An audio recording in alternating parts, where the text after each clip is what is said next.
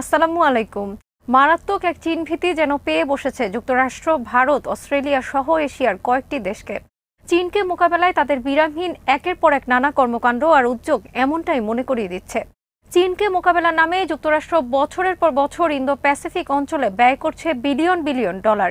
নিয়মিত বাজেটের বাইরে আগামী 10 বছরের জন্য বিশেষ 27 বিলিয়ন ডলার বাজেট চাওয়া হয়েছে ইন্দো প্যাসিফিক কমান্ডের পক্ষ থেকে।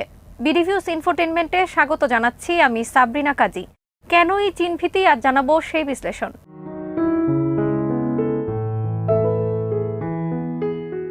যুক্তরাষ্ট্র 2020 সালের জুলাই মাসে ইন্দো প্যাসিফিক অঞ্চলের মিত্রদের জন্য 32 বিলিয়ন ডলারের অস্ত্র বিক্রির অনুমোদন দিয়েছে। এক মাসে এত বিপুল পরিমাণ অস্ত্র বিক্রির অনুমোদন যুক্তরাষ্ট্রের ইতিহাসে দ্বিতীয় বৃহৎ ঘটনা। আবার চীনকে মোকাবেলায় অস্ট্রেলিয়া 5.5 বিলিয়ন ডলারের বিশেষ বাজেট বরাদ্দ করেছে।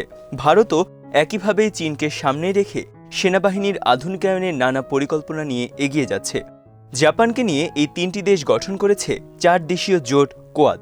এর লক্ষ্য চীন।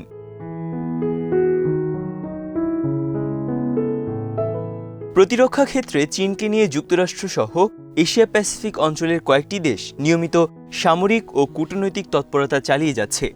এরই অংশ হিসেবে জাপান দক্ষিণ কোরিয়া সফরের পর 19 মার্চ দিল্লি সফরে আসেন যুক্তরাষ্ট্রের পররাষ্ট্রমন্ত্রী লয়েড অস্টিন। সফরের সময় উভয় দেশের শীর্ষ কূটনীতিকরা যুক্তরাষ্ট্র ও ভারতের প্রতিরক্ষা এবং নিরাপত্তা বন্ধন আরও শক্তিশালী করার বিষয়ে একমত হয়েছেন। উভয় দেশের মধ্যে সামরিক সম্পৃক্ততা, লজিস্টিক এবং পারস্পরিক গোয়েন্দা তথ্য আদান প্রদান বৃদ্ধি করা হবে। আর এটি তারা করবে ইন্দো প্যাসিফিক অঞ্চলে চীনের উত্থান মোকাবেলায়।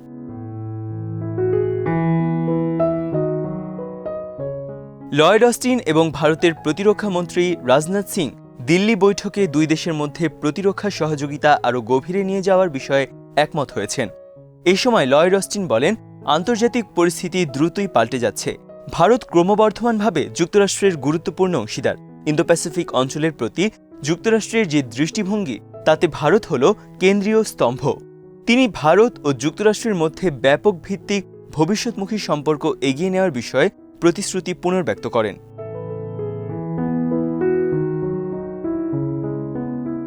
বাইডেন হোয়াইট হাউসের দায়িত্ব নেওয়ার পর অস্টিন হলেন শীর্ষ ব্যক্তি যিনি দিল্লি সফর করলেন। এর আগে পররাষ্ট্রমন্ত্রী অ্যান্টনি ব্লিংকেন দায়িত্ব পাওয়ার পর ফোনে কথা বলেন ভারতের পররাষ্ট্রমন্ত্রী জয়শঙ্করের সাথে। এর আগে যুক্তরাষ্ট্র, ভারত, অস্ট্রেলিয়া ও জাপানের নেতৃবৃন্দ বৈঠক করেন। ইন্দো প্যাসিফিক অঞ্চলে চীন বিরোধী 4 দেশের জোট বর্তমানে কোয়াড নামে পরিচিত। এই 4 দেশ চীন বিরোধী পরিকল্পনা নিয়ে এগিয়ে যাচ্ছে। আসুন জেনে নেই সে সম্পর্কে আরও কিছু তথ্য।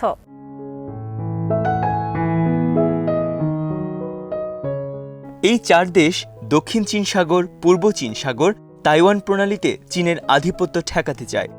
4 দেশীয় এই জোটের প্রত্যেকটি দেশই বিভিন্ন ক্ষেত্রে চীনের উত্থানে শঙ্কিত। প্রত্যেকের কমন শত্রু এখন চীন, এবং এই চীন বিরোধিতা তাদের এক কাতারে দাঁড়ানোর মূল ভিত্তি।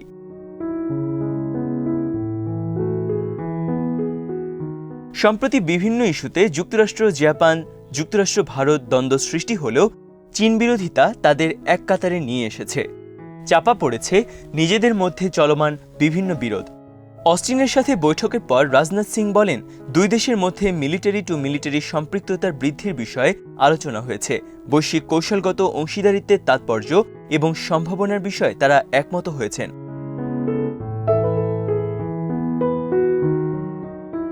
দিল্লি সফরের সময় যুক্তরাষ্ট্রের পররাষ্ট্রমন্ত্রী অস্টিন প্রধানমন্ত্রী নরেন্দ্র মোদী এবং জাতীয় নিরাপত্তা উপদেষ্টা অজিত দোভালের সাথেও বৈঠক করেন। বৈঠকের পর প্রধানমন্ত্রীর অফিস থেকে বিবৃতি প্রকাশ করা হয়েছে। বিবৃতিতে বলা হয়েছে, বৈঠকে যুক্তরাষ্ট্র ভারত কৌশলগত অংশীদারিত্বের ভিশন বা দূরদৃষ্টি তুলে ধরেছেন মোদী। এছাড়া দুই দেশের মধ্যে দ্বিপাক্ষিক প্রতিরক্ষা সহযোগিতার গুরুত্ব বিষয়ে আলোচনা হয়েছে।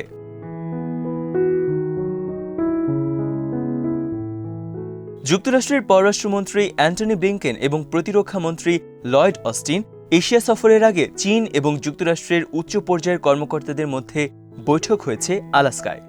চীন যুক্তরাষ্ট্রের এই বৈঠকে ভালো কোনো ফল হয়নি। এরপর অস্টিনের এই ভারত সফরের কারণে অনেকের মতে বাইডেন প্রশাসন দিল্লিকে তাদের নিরাপত্তা মিত্র হিসেবে পাশে রাখবে। এটা তারই ইঙ্গিত।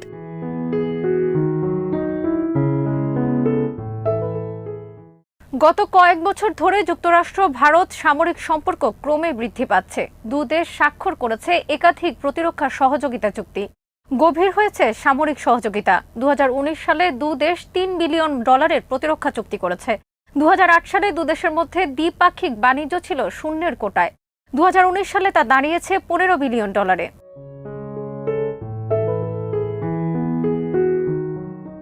বাণিজ্য চুক্তি সহ বেশ কিছু বিষয়ে যুক্তরাষ্ট্র ও ভারতের মধ্যে তীব্র মতবিরোধ থাকলেও চীন ইস্যু দুই দেশকে কাছাকাছি হতে সাহায্য করেছে। সর্বশেষ চীনের সাথে লাদাখ সংঘাতের পর ভারত যুক্তরাষ্ট্রের সাথে সম্পর্ক উন্নয়নে জোর দিয়েছে।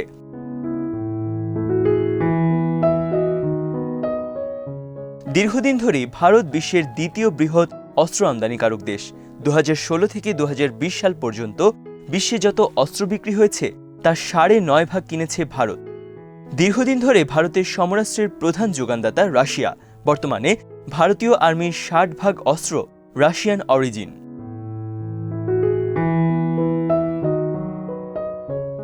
স্টিমসন সেন্টারের তথ্য অনুযায়ী বর্তমানে ভারতের আর্মির 90%, নেভির 41% আর এয়ারফোর্সের 66% অস্ত্র রাশিয়ার। গত 5 বছরে ভারত যত অস্ত্র ক্রয় করেছে তার 62% কিনেছে রাশিয়া থেকে। তবে যুক্তরাষ্ট্রের আশা, রাশিয়ার উপর ভারতের এই নির্ভরতা ধীরে ধীরে কমে আসবে এবং যুক্তরাষ্ট্র ভারতের সম্পর্ক আরও সম্প্রসারিত হবে। একই সাথে যুক্তরাষ্ট্র থেকে ভারতের অস্ত্র সংগ্রহের পরিমাণও বৃদ্ধি পাবে।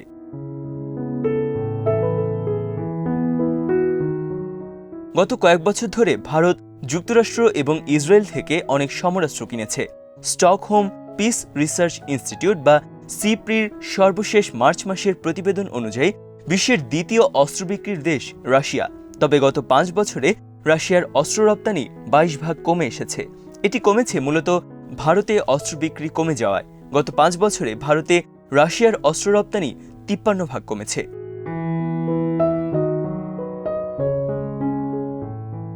রাশিয়ার কাছ থেকে মিসাইল ডিফেন্স সিস্টেম এবং SU-36 বিমান সংগ্রহ নিয়ে ভারত যুক্তরাষ্ট্র সম্পর্ক অবনতির আশঙ্কা করা হচ্ছে। লয়েড অস্টিন রাশিয়ার কাছ থেকে ভারতকে দূরে থাকার পরামর্শ দিয়েছেন। এমনকি S-400 ক্ষেপণাস্ত্র ব্যবস্থা কেনার ব্যাপারেও সতর্ক করে দিয়েছেন।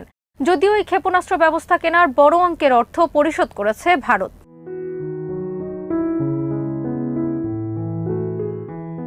S-400 মিসাইল কেনা নিয়ে ভারতের বিরুদ্ধে এর আগে অবরোধের হুমকি দিয়ে রেখেছে যুক্তরাষ্ট্র।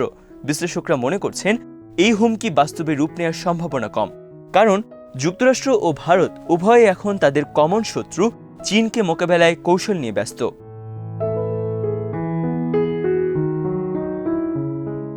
রাশিয়ার কাছ থেকে S-400 মিসাইল ডিফেন্স সিস্টেম সংগ্রহের জন্য ভারত 2018 সালে $5.4 বিলিয়ন চুক্তি করে। 2019 সালে পারমাণবিক শক্তিচালিত আকুলা সাবমেরিন লিজের জন্য $3 বিলিয়ন চুক্তিও করেছিল। 2020 সালের জুলাই মাসে ভারত $5.5 বিলিয়ন অস্ত্র ক্রয়ের অনুমোদন দিয়েছে। এরও বেশিরভাগ অস্ত্র কেনা হবে রাশিয়ার কাছ থেকে।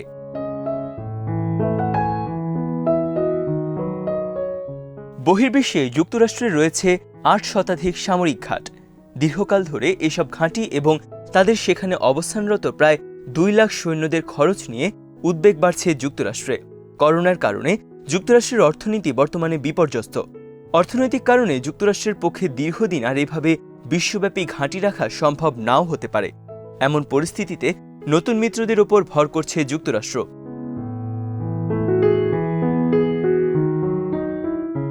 যুক্তরাষ্ট্রের অনেক নীতি নির্ধারক মনে করেন যুক্তরাষ্ট্রের উচিত সরাসরি এভাবে বিদেশে ঘাঁটি না রেখে বিভিন্ন দেশের সাথে মিত্র ও অংশীদারিত্বমূলক সম্পর্ক তৈরি করা, সেসব দেশের সৈন্যদের যথাযথ প্রশিক্ষণ ও সহায়তা দিয়ে যুদ্ধের মাঠে পাঠানো।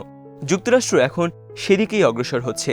এজন্য তারা গ্রহণ করেছে অফশোর ব্যালেন্সিং নীতি। এই নীতি জনপ্রিয়তা পেয়েছে প্রতিরক্ষা বিভাগে। ইন্দো প্যাসিফিক অঞ্চলে চীনকে মোকাবেলায় ভারত, অস্ট্রেলিয়া, জাপানের সঙ্গে অধিকতর মিত্রতা ও অংশীদারিত্বমূলক সম্পর্ক গড়ে তোলার মাধ্যমে যুক্তরাষ্ট্র ভালো ফল লাভের আশা করছে।